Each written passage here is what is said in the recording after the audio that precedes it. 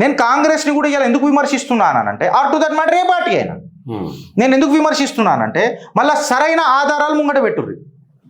నోరు ఉంది కదా అని చెప్పి అని కొట్టుకుంటా కాదు అది. అది నువ్వు హోలీకి కొట్టినావా, సచ్చినప్పుడు కొట్టినావా, పీకనిగా కొట్టినావా, పీక్ కట్టలు కట్టని కొట్టినావా అని మాకు అర్థం కావాలి కదా. ఇప్పుడు నువ్వు డాన్స్ ఆడుతున్నావు, 100 ఏళ్ళ తర్వాత చచ్చిపోతే ఖుషిగా డాన్స్ ఆడుకుంటా కూడా తీసుకోవతారట మన తెలంగాణలో. కరెక్ట్గా బరాత్కి కూడా మనం డాన్స్ ఆడతాం. మళ్ళీ బరాతా శివబరాతా అని మనకు తెలియాలి కదా. నువ్వు లొడలో డబ్బల రాలేసి ఉడితే మాకేం తెలుస్తారా భయ్?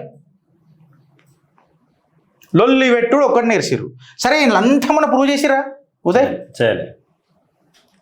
మొత్తం పంచాయతీలు. ఇగో నేను ఇప్పుడు ఇంతసేపు నాన్ స్టాప్ మాట్లాడినా. కాళేశ్వరం ప్లస్ పాయింట్లు చెప్పిన, కాళేశ్వరం ఎకనామిక్ వయబిలిటీస్లలో చెక్ పాయింట్లు చెప్పిన, దాని తర్వాత జియో నంబర్లు చెప్పిన, దాని తర్వాత కాళేశ్వర ఆపరేషన్ మాన్యువల్లో క్లియర్ కట్ కదా ఏముంది చెప్పిన, అందులో బడ్జెట్ ఎంత పెట్టింది కేసీఆర్ అని చెప్పిన, దాని తర్వాత life line of Kaleshwaram project డాక్యుమెంట్లు చెప్పిన. ఆయన సీదా పేపర్లో తీసుకొచ్చి పేపర్లో తీసుకో. ఇప్పుడు మాట్లాడుతున్నాడు మన అనుభవం లేని అనుముల రేవంత్ రెడ్డి గారు.